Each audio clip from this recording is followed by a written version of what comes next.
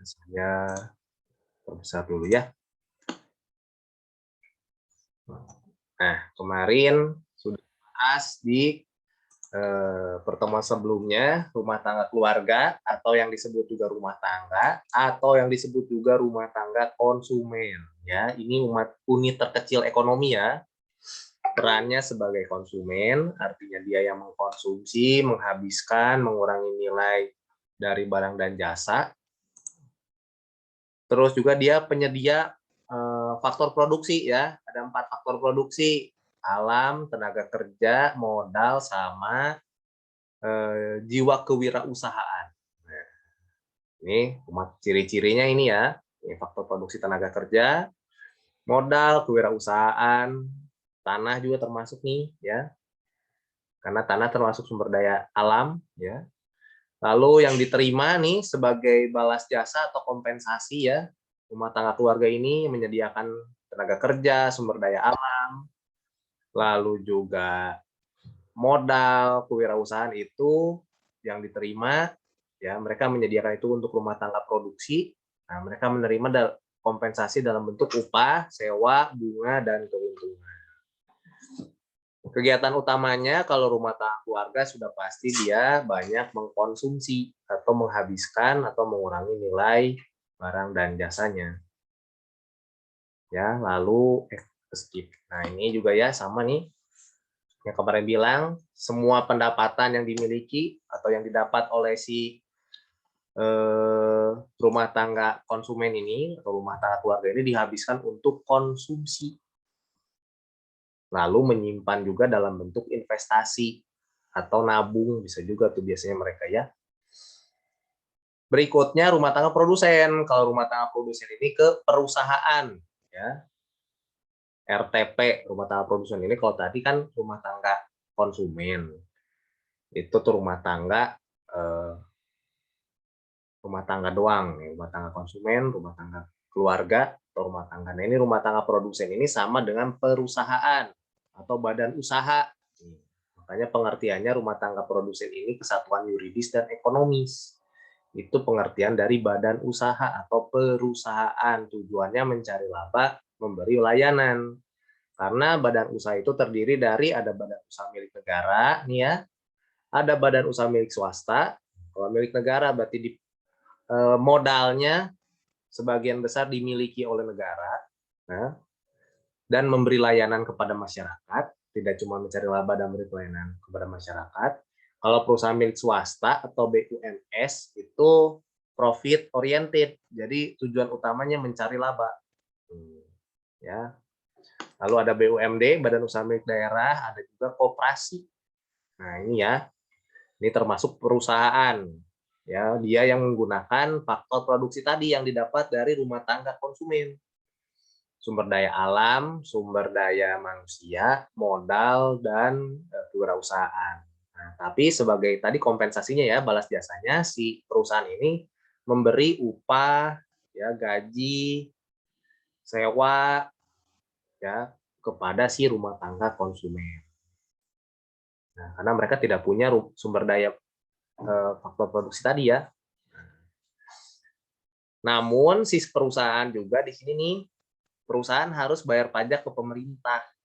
Ya, setiap kegiatan usaha apapun itu di Indonesia harus setiap badan usaha atau perusahaan harus bayar pajak ke pemerintah. Ya. Ini ya hubungannya nih antara rumah tangga keluarga atau konsumen. Ya, mereka menggunakan uang, mereka punya uang untuk belanja barang dan jasa yang dihasilkan oleh rumah tangga produsen kan. Nah, di sisi lain tadi ya, karena mereka membutuhkan barang dan jasa, si rumah tangga produsen ini perlu 4 faktor produksi yang dimiliki rumah tangga keluarga tadi. Ya. Nah, sebagai balas jasanya, si rumah tangga konsumen akan mendapatkan ngeblank. Loh, balik sih. Akan mendapatkan upah, sewa, gaji, ya. Nah, ini dipakai lagi untuk si rumah tangga keluarga ini untuk beli barang dan jasa nih. terus aja muter kayak begini. Nah, itu hubungan antara rumah tangga keluarga dan rumah tangga produsen, ya, konsumen dan si perusahaan. Nah, pelaku ketiga itu ada pemerintah, ya. Pemerintah ini, ya, menurut di situ tuh Undang-Undang Dasar 45 pasal 33, ya, itu kan dasar dari badan usaha tuh, ya. Pasal 33 ayat 2 dan 3 menyatakan bahwa semua nih cabang-cabang produksi yang penting bagi negara itu dan menguasai hajat hidup orang banyak itu harus dikuasai oleh pemerintah. Ya, contohnya nih PT Pertamina nih, Badan Usaha Milik Negara nih. Ini eh, perusahaan pemerintah di bidang ini ya, sumber daya mineral, ya, minyak bumi. Nah, ini nih. Ini harus dikuasai oleh pemerintah, tidak boleh diberikan kepada asing. Walaupun mungkin pada kenyataannya kan ada nih badan usaha asing yang masuk ke Indonesia yang sama menyediakan sumber daya minyak, ya, kayak misalkan Shell, Petronas, itu kan sama-sama tuh. Nah, tapi mereka tidak mengambil sumber daya alam di Indonesia. Perusahaan asingnya hanya istilahnya mereka hanya mendirikannya di Indonesia, tapi sumber dayanya ya dari negara mereka sendiri, dibawa ke sini untuk dijual. Tapi kalau Pertamina, dia yang mengolah, dia yang mengambil sumber daya dari dari negara kita, dan dijual juga untuk kebutuhan masyarakat Indonesia.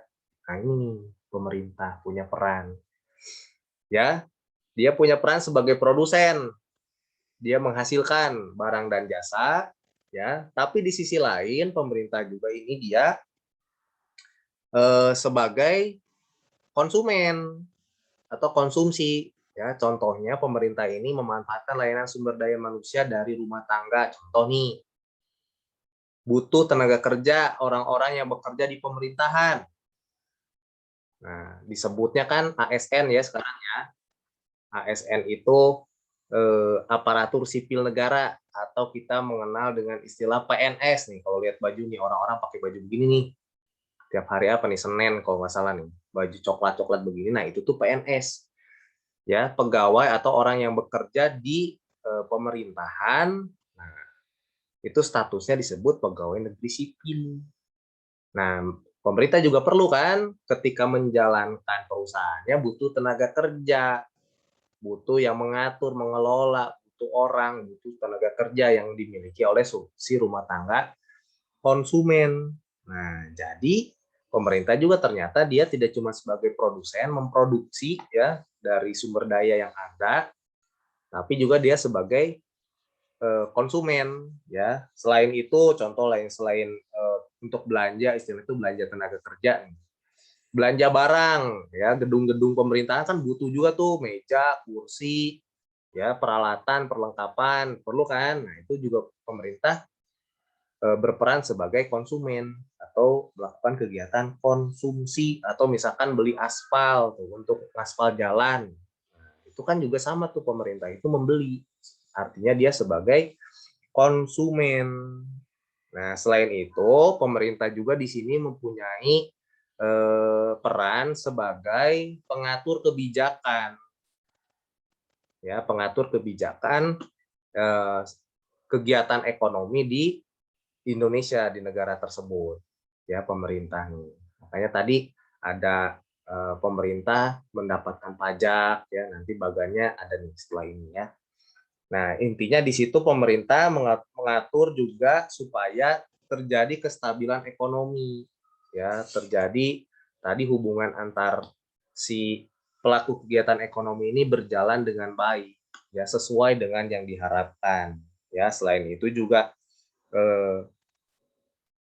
dengan adanya pemerintah bisa mengatur pembelanjaannya juga, misalkan kebutuhan akan fasilitas umum, ya, contoh kemarin tuh pengadaan alat-alat kesehatan nih, ya, perlu banyak. Nah, itu pemerintah juga harus menyediakan, di sisi lain dia memproduksi kan, melalui BUMN tuh kalau alat kesehatan atau obat-obatan ke perusahaan kimia farma, itu kan punya pemerintahan tuh. Tapi kalau di sisi lain juga perlu misalkan alat-alat PCR dan sebagainya, alat yang perlu diimpor kita beli dari luar, ya pemerintah juga kan beli itu dari luar.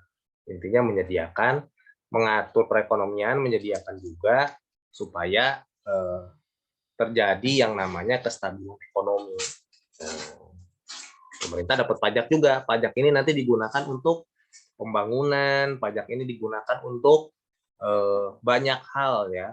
Jadi ada khusus belajar bab pajak, mengenai pajak. Jadi pajak yang kita bayar kepada pemerintah itu dipakai untuk apa saja. Cuman intinya itu untuk biasanya digunakan untuk pembangunan, pembiayaan pembangunan, memelihara fasilitas umum, itu kan kayak rumah sakit, jalan raya, nah itu dari pajak tuh biasanya tuh, ya. Itu si pelaku ketiga ya, pemerintah. Dan yang terakhir, pelaku yang terakhir, ada yang disebut masyarakat luar negeri.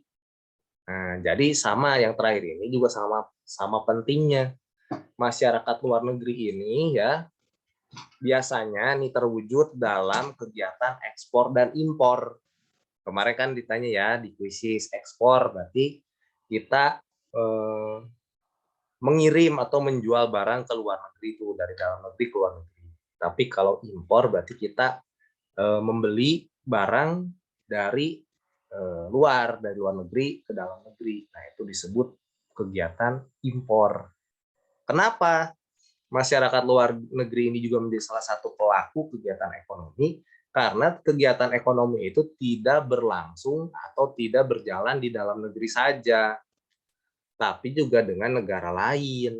Makanya akan timbul nanti hubungan diplomatik antar negara, ada lagi hubungan nanti istilahnya itu dengan cuma dua negara, ada yang cuma di satu regional dan sebagainya. Ada organisasi-organisasi kerjasamanya. Kenapa? Karena tiap negara juga ternyata tidak bisa memenuhi kebutuhan akan barang dan jasa si masyarakatnya. Ya, dari zaman dulu pun kamu belajar sejarah dari zaman Belanda. Ngapain sih Belanda jauh-jauh dari Eropa sana datang ke Indonesia? Cuman demi beli rempah-rempah. Ngapain jauh-jauh kan? Ya karena ternyata di Eropa nggak punya rempah-rempah itu, cuma ada di Indonesia. Ya, jadi ya dari dulu ternyata setiap negara itu juga memiliki ya keterbatasan juga akan sumber daya alam, sumber daya manusianya, tenaga kerjanya, sumber daya modalnya, sama sumber daya entrepreneurship-nya. Nah, gitu. Jadi ini istilahnya disebut masyarakat luar negeri, ya, berhubungan dengan ekspor dan impor barang dan jasa, ya. Kegiatan ekspor dan impor ini penting. Kenapa? Karena istilahnya ini meningkatkan atau menambah devisa negara. Nah, ada yang disebut devisa negara. Nah, ada yang tahu nggak istilah devisa negara? Tahu nggak devisa negara itu apa? Ada yang tahu? Ada yang pernah dengar nggak? Devisa negara. Ada yang disebut dengan devisa. Ada yang tahu nggak? Pernah dengar nggak tahu apa? Yang ngasih bisa nggak sih? Devisa negara itu mata uang asing yang dimiliki oleh negara tersebut. Itu devisa negara tuh. Jadi mata uang asing yang dimiliki oleh negara tersebut. Kenapa itu menambah devisa? Karena nih kalau melakukan transaksi nih ekspor dan impor itu menggunakan mata uang asing. Contoh, kita beli mobil dari Jepang. Nih, kita beli mobil, Indonesia beli mobil dari Jepang. Bayarnya bukan pakai rupiah. Orang Jepang nggak akan mau terima. Atau kita bayar pakai yen, nggak terima orang Jepang. Walaupun mata uang Jepang itu yen. Kita bayar pakai yen ya, nggak bisa, nggak boleh. Karena ini sudah diatur. Kegiatan ekspor dan impor ini harus dibayar dengan mata uang asing, yaitu dolar. Makanya kenapa banyak negara itu mata uang asingnya itu bukan berhadapan ya, diinikan dengan dolar, dengan mata uang dolar, ya seperti rupiah kan ke dolar tuh negara-negara lain. Kenapa? Karena itu pembayaran internasional salah satu mata uang pembayaran internasional ya dolar. Jadi kalau kita tarik contoh kita mau impor mobil dari Jepang atau misalkan mesin-mesin alat-alat dari Jepang gitu ya, alat-alat produksi dari Jepang bagus tuh kan katanya kan. Nah, kita harus beli dan itu menggunakan dolar. Nah, bayanginlah kalau misalkan kan ada istilahnya tuh ada kurs ya. Ada istilahnya tuh kurs mata uang tuh rupiah terhadap dolar. Makanya kenapa rupiah menguat, rupiah melemah. Nah, ini hubungannya dengan pembayaran internasional. Sama ketika misal kita ekspor nih, kebalikannya Jepang nih. Jepang ini membutuhkan udang yang segar dari Lampung.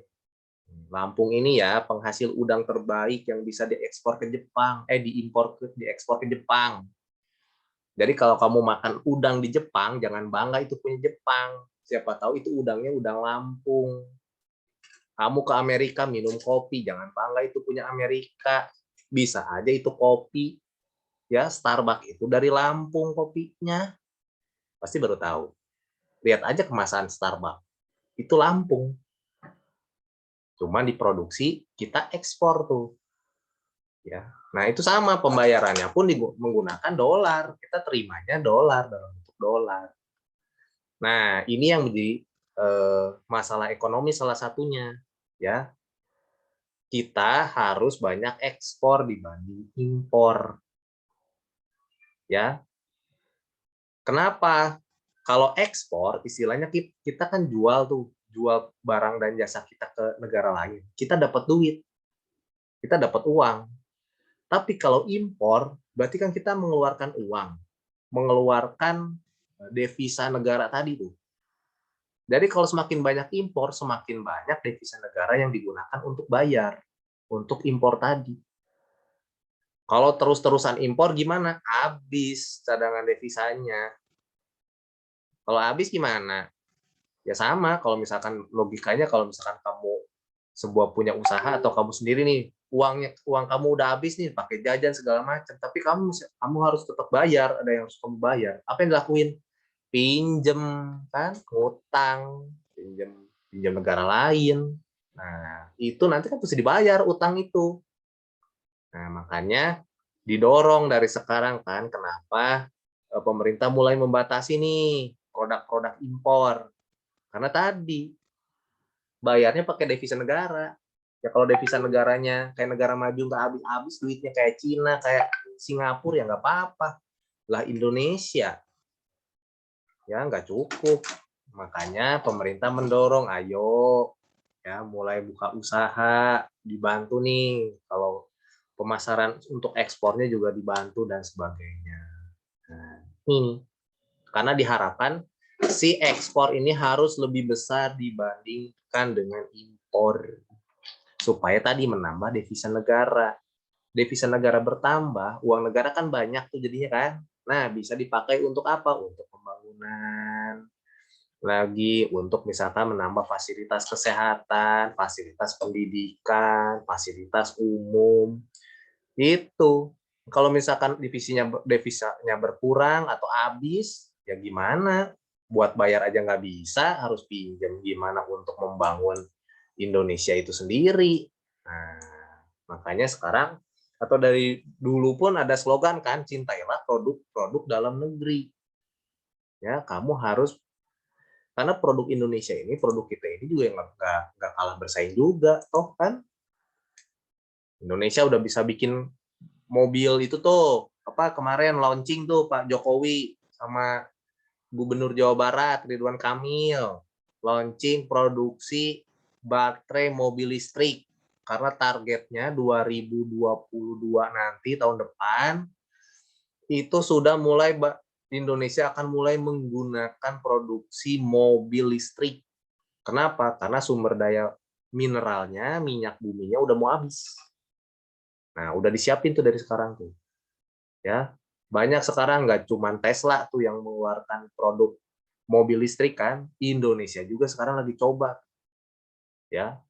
Nah, makanya lebih baik ya kita menggunakan produksi sendiri, jangan impor dari luar. Laptop contohnya nih, Indonesia udah bisa bikin laptop, ya nggak usah kamu beli-beli lagi. Kalau cuman kan ya namanya orang Indonesia ya, kamu tahu sendiri lah, kamu juga mungkin merasa kalau produk produk Indonesia kayaknya nggak oke, kayaknya produk Indonesia ini kurang sip lah gitu ya, karena ada faktor tadi tuh kurang kepercayaan, kurang percaya sama produksi sendiri.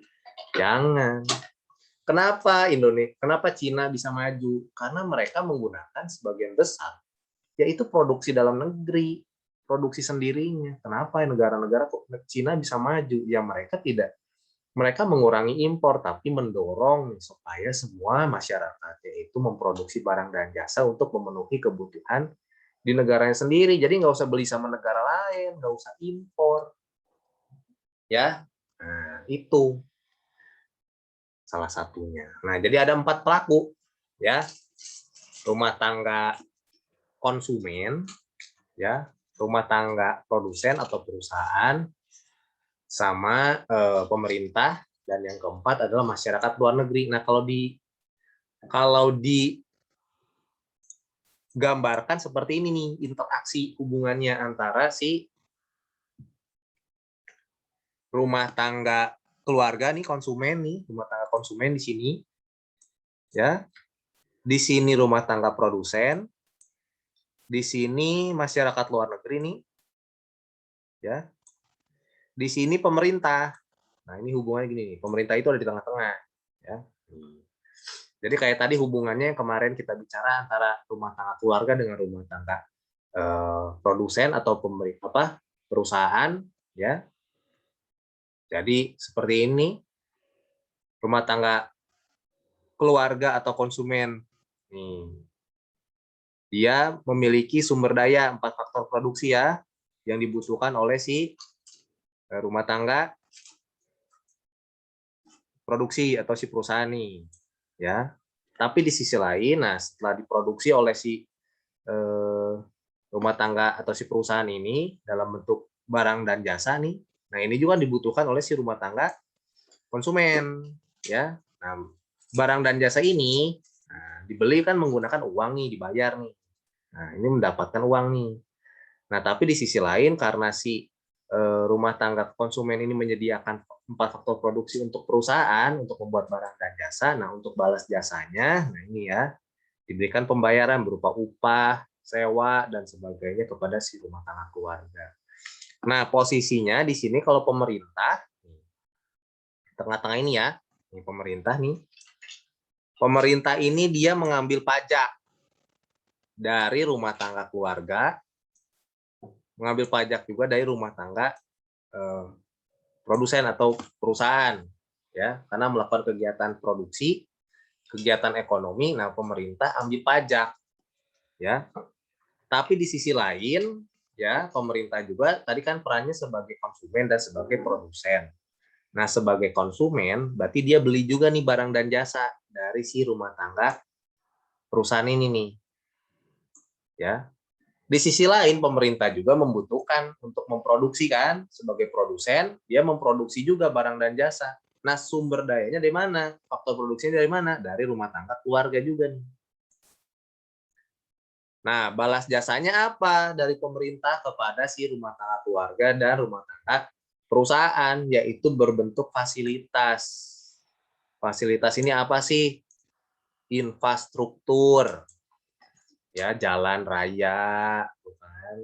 Lalu nanti ada untuk membantu distribusinya, membutuhkan alat-alat transportasi dan sebagainya, fasilitas dalam bentuk fasilitas, ya. Nah, ini nih. Jadi sama-sama menguntungkan nggak? Menguntungkan. Sama-sama mempunyai keuntungan yang sama antara rumah tangga keluarga, rumah tangga produsen, dan pemerintah. Ya, karena pajak yang diterima pemerintah juga digunakan ya ini untuk fasilitas umum juga, ya. Jalan raya, bikin jembatan, ya, bikin pelabuhan, ya. Lalu ada bangun lagi mungkin apa? Kalau pesawat terbang itu selain pelabuhan, nah sama tuh itu dari pajak yang diterima oleh pemerintah dari rumah tangga keluarga dan rumah tangga pemerintah perusahaan. Nah, lalu sisanya nih, kalau yang berhubungan dengan masyarakat luar negeri ini berhubungan dengan kegiatan ekspor dan impor, ya. Tadi pembayarannya dilakukan menggunakan yang namanya devisa negara atau mata uang asing yang dimiliki oleh negara tersebut, ya. Ini tabungan dan investasi. Nah, biasanya setelah mendapatkan tadi ya rumah tangga keluarga, dia akan mendapatkan penghasilan kan. Penghasilannya itu selain untuk dikonsumsi juga dilakukan untuk investasi kan, nabung nih, ditabung di bank, di lembaga keuangan ini. Di lembaga keuangan, di bank. Nah, bank ini juga kan melakukan kegiatan usahanya kan. Dia tidak hanya menghimpun dana dari masyarakat nih dari sini, tapi dia juga melakukan menyalurkan dana dalam bentuk investasi. Investasi ini misalkan nih perusahaan butuh modal, nah pinjamlah ke bank kan dengan bunga sekian dan sebagainya untuk menambah modal usaha. Nah, jadi semua si empat pelaku kegiatan ekonomi ini tidak bisa dipisahkan, saling berhubungan satu dengan yang lain, ya begitu. Ini mengenai yang disebut dengan interaksi antar pelaku ekonomi. Ada 4 pelakunya. Yang pertama rumah tangga, atau yang disebut juga rumah tangga konsumsi, atau rumah tangga konsumen, sama aja. Ada yang disebut juga rumah tangga produsen. Rumah tangga produsen, ini kan rumah tangga keluarga. Rumah tangga produsen atau perusahaan, atau badan usaha. Ada pemerintah di sini, ada masyarakat luar negeri. Nah, ini saling berhubungan satu dengan yang lain. Kalau misalkan nggak ada salah satu, bisa nggak? Nggak bisa. Ya, contoh misalkan kita hilangkan rumah tangga keluarganya nih, ya udah pasti nggak bisa. Karena semua di sini 4 faktor produksi ini sumber daya ini, ya dimiliki oleh rumah tangga keluarga. Kalau ini yang nggak ada, ya semua tidak bisa berjalan dengan baik nih. Atau misalkan rumah tangga produsen, si perusahaan nggak ada perusahaan nih, ya siapa yang mau mengolah sumber dayanya tadi, 4 faktor produksinya siapa? Nggak ada kan, nggak ada yang mengolah kan. Ya nggak akan ada barang dan jasa, nggak akan ada tenaga kerja, semuanya nggak ada, nggak akan berjalan dengan baik si kegiatan ekonomi ini. Atau misalkan tidak ada pemerintah di sini, ininya ada, ini ada, tapi nggak ada pemerintah. Yang terjadi apa? Kacau nanti. Akan terjadi eksploitasi sumber daya nih oleh si perusahaan, ya si rumah tangga juga mungkin akan mengalami yang namanya kesulitan dan sebagainya. Nah, nggak bisa. Atau misalkan ada rumah tangga konsumen, pemerintah juga ada, perusahaannya ada, tapi tidak ada masyarakat luar negeri. Mungkin bisa aja, tapi apakah negara itu akan bertahan? Bertahan berapa lama? Ya kalau memang dia bisa menyediakan kebutuhan barang dan jasa masyarakatnya, ya nggak masalah. Tapi kan yang jadi masalah tadi kan, tiap negara itu punya kelemahannya juga, punya kelangkaannya masing-masing.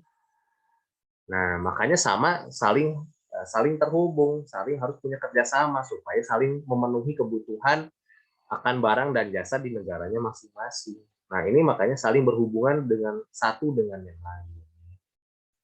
Tuh. Nah, silakan ada yang bertanya dulu nggak? Sebelum saya lanjut ke materi berikutnya. Ada?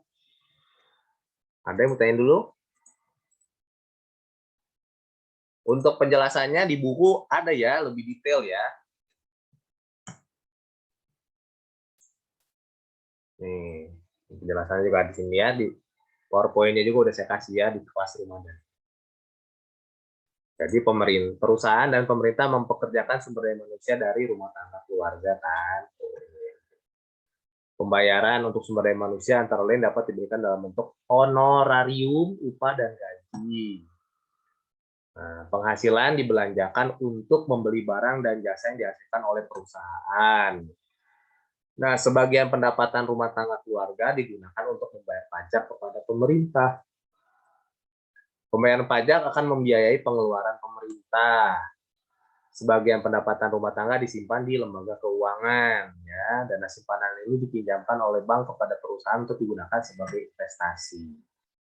Nah, di antara perusahaan-perusahaan ini ada yang melakukan perdagangan internasional dengan perusahaan-perusahaan di luar negeri atau negara lain, ya. Ada, silakan yang mau ditanyakan dulu tentang pelaku kegiatan ekonomi. Ada? Jelas? Nah, tinggal dibaca ya bukunya, di bukunya itu ada tuh lengkap di halaman 52 sampai 55. Nah, kalau tidak ada yang ditanyakan, terakhir ini ada tentang perilaku konsumen. Ya. Perilaku konsumen dan perilaku produsen. Nah, kan kalau kita belajar yang namanya perilaku, berarti kan berhubungan dengan istilahnya itu sifat atau misalkan hal-hal yang biasanya dilakukan. Itu kan perilaku tuh. Berarti berhubungan dengan hal-hal yang berhubungan dengan sifat, sikap, ya, atau kegiatan-kegiatan yang biasanya dilakukan. Itu pengertian dari perilaku kan. Nah, ini ternyata kalau dalam ekonomi, ya, si konsumen dan produsen ini memiliki perilaku yang berbeda-beda. Memiliki perilaku yang malah bertolak belakang. Yang paling simpel, kita nih sebagai konsumen, sebagai misalkan pembeli nih, mau membeli barang dan jasa, kita pasti menginginkan harga yang murah, tapi kualitas bagus. Harga murah, kualitas bagus, dapat banyak. Itu biasanya salah satu simpel dari perilaku konsumen. Pengennya harganya murah, kualitasnya bagus, jumlah barangnya yang kita dapat banyak. Karena kita merasa kita nggak mau rugi. Benar nggak?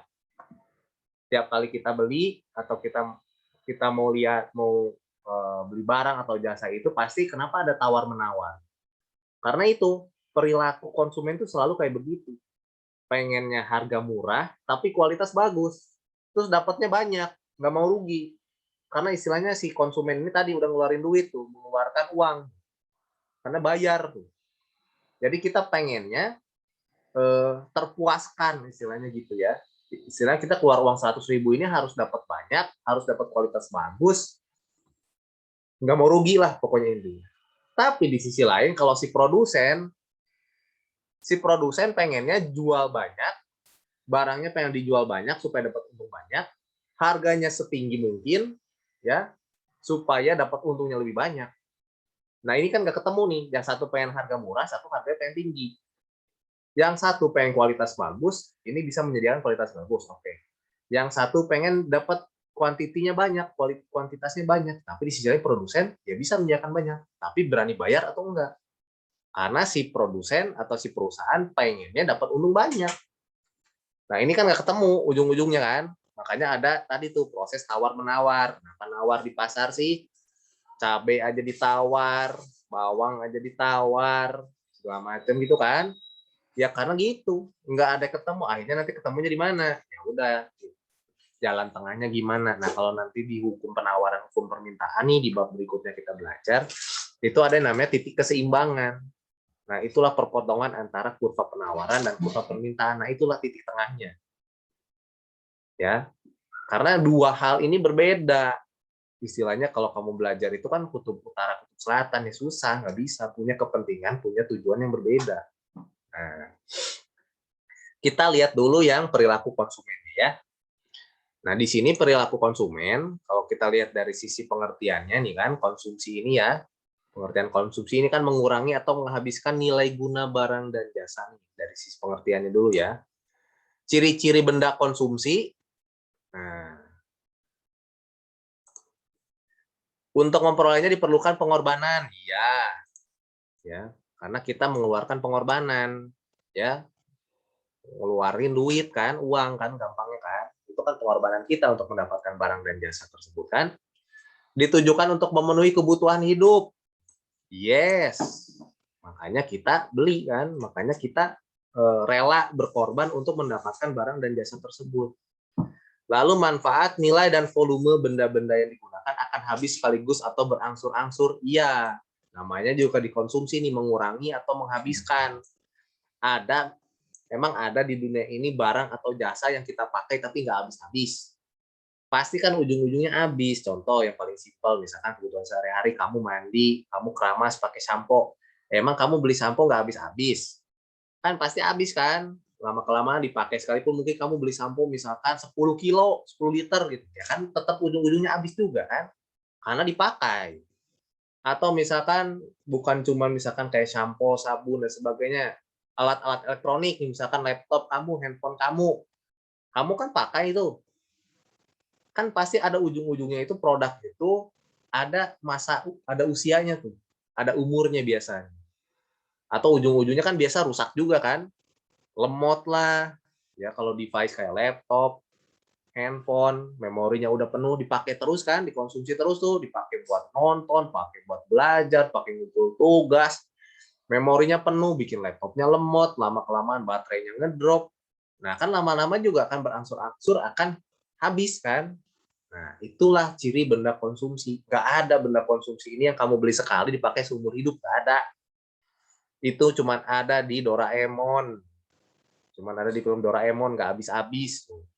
Ya, nah ini kalau pada kenyataannya, yang namanya konsumsi, kita mengkonsumsi barang dan jasa, ya kita pasti mengurangi dan menghabiskan nilai guna dari barang dan jasa tersebut.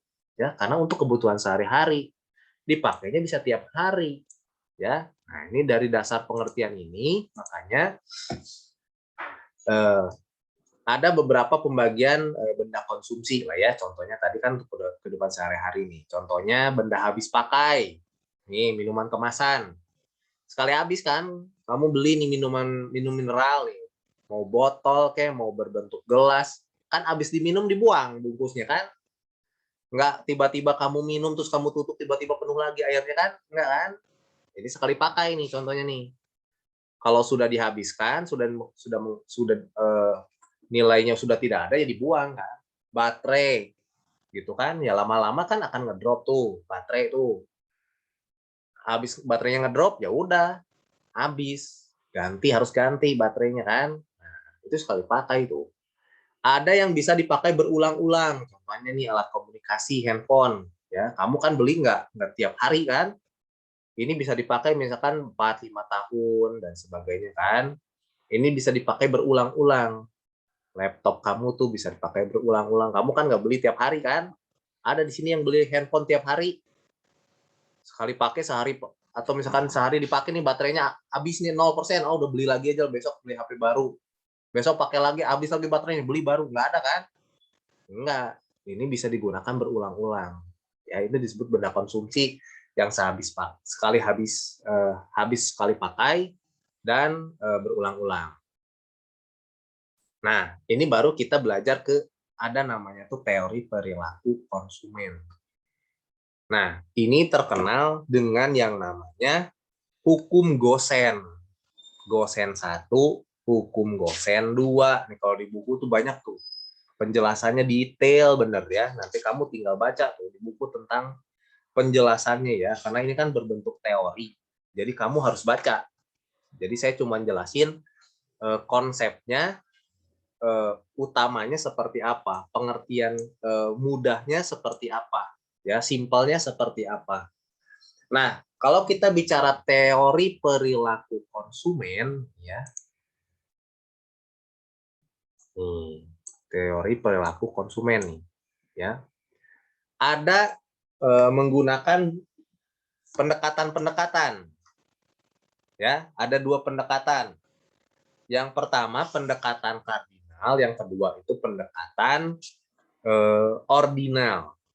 Ya, jadi ada 2 pendekatan nih kalau kita bicara teori ya, namanya juga teori. Nih, ada hukum Gosen 1, ada hukum Gosen 2. Ya, yang menemukannya siapa? Yang memiliki teori ini siapa? Namanya Hermann Heinrich Gosen. Ya. Nah, ini ada beberapa contohnya nih ya. Saya kasih contoh yang di buku dulu aja, lebih simpel ya, atau saya kasih contoh yang lebih simpel biar kalian mudah memahami.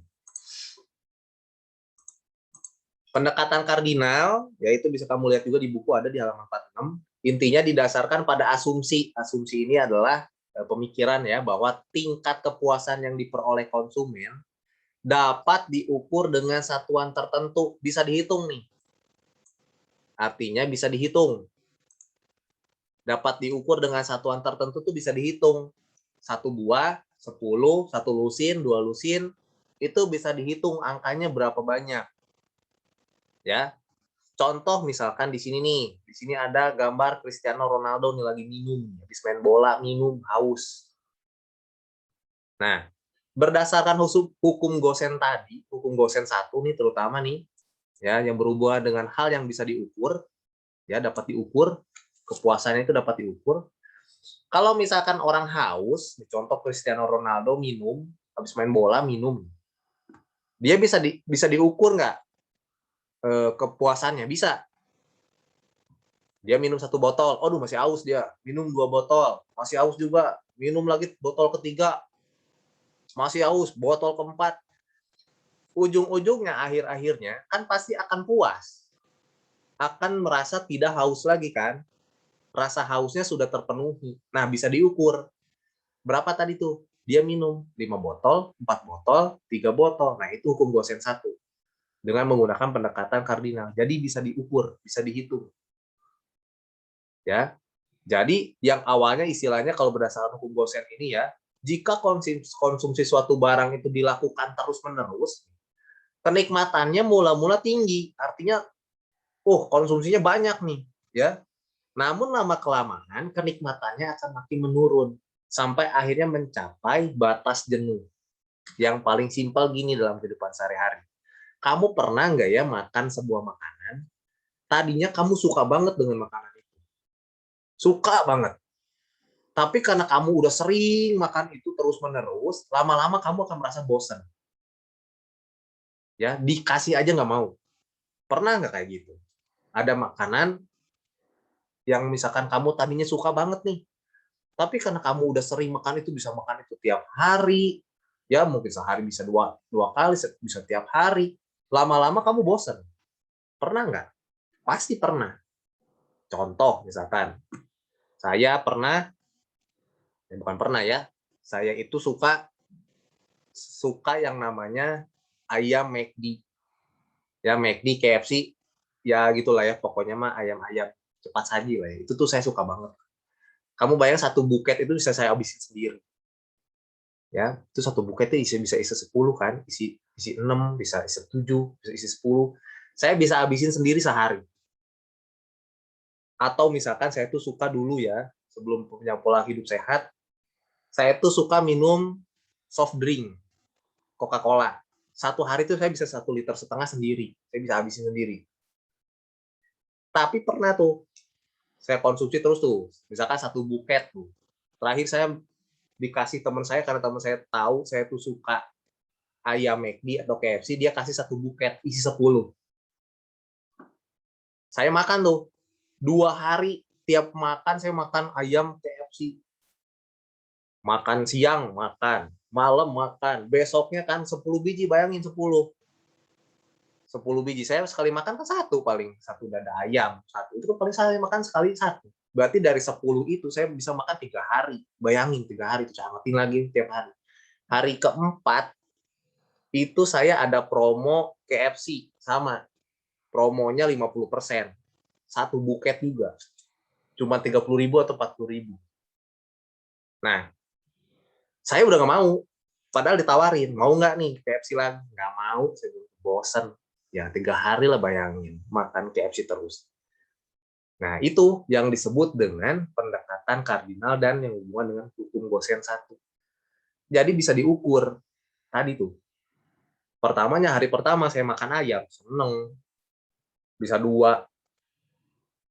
Besoknya udah mulai bosen. Besoknya udah bosen lagi. Besoknya tawarannya udah nggak mau. Nah, itulah yang disebut teori perilaku konsumen. Dengan menggunakan pendekatan kardinal yang hubungannya dengan hukum Gosen 1.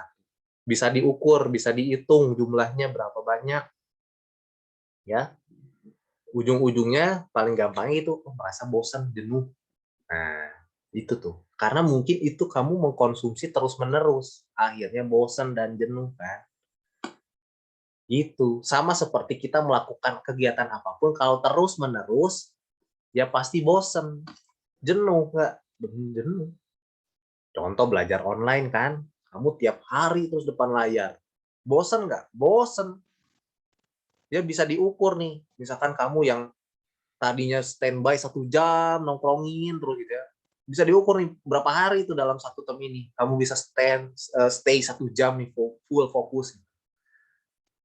Makanya tadi pagi juga saya jelasin kan, nah udah mulai September ini kok udah mulai terlambat pagi-pagi. Kenapa? Kalau berdasarkan hukum teori hukum Gosen 1, ya awalnya excited, awalnya semangat nih sekolah online nih, tahun ajaran baru.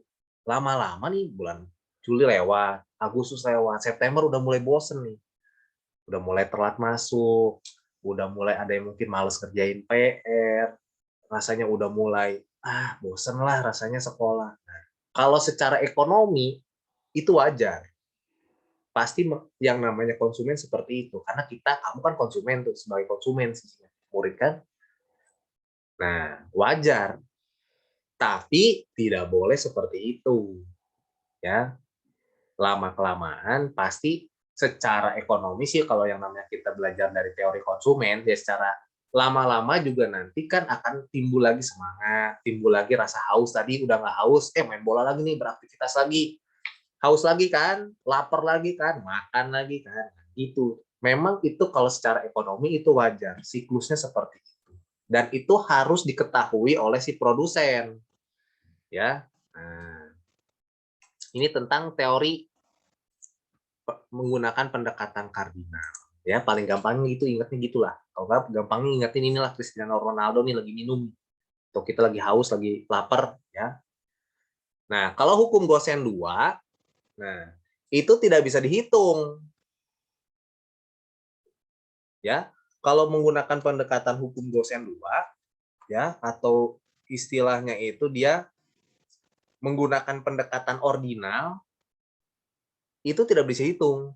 Tapi pendekatan ordinal itu dia hanya diukur dengan skala. Skala itu misalkan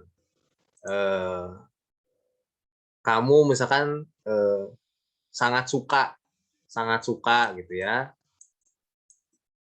sangat menyukai gitu, sangat menyukai. Terus ini menyukai saja. Terus ada yang cukup, ada yang kurang, ada yang tidak. Nah, kalau pendekatan ordinal, nah begitu. Jadi nggak bisa diukur jumlahnya, tapi diukurnya dengan tingkat kepuasan atau interval istilahnya gitu ya. Interval 1 sampai 5 ya, atau misalkan kayak film nih. Ratingnya berapa sih? Ya. Ratingnya kan misalkan rating penontonnya 8,1 gitu dari 0 sampai 10. Nah, itu tuh pendekatan ordinal. Jadi nggak bisa dihitung. Contoh kayak tadi makanan tadi. Makanan itu sangat enak, kurang enak, atau nggak enak. Nah, itu ukurannya. Kalau pendekatan tadi yang kardinal, itu bisa dihitung kan berapa banyak si Ronaldo itu minum. Berapa botol, berapa jumlahnya, bisa dihitung. Kalau pendekatan ordinal, dia nggak bisa dihitung, tapi bisa diukur kepuasannya dengan tadi tuh interval tadi atau range-nya bisa dilihat.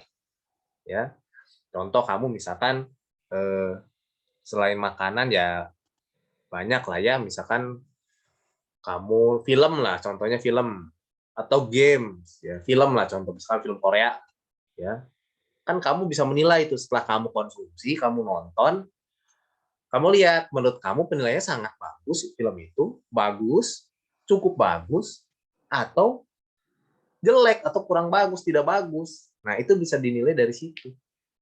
Perbedaannya begitu. Nah, itu dari sisi konsumen. Nah, tapi waktunya habis.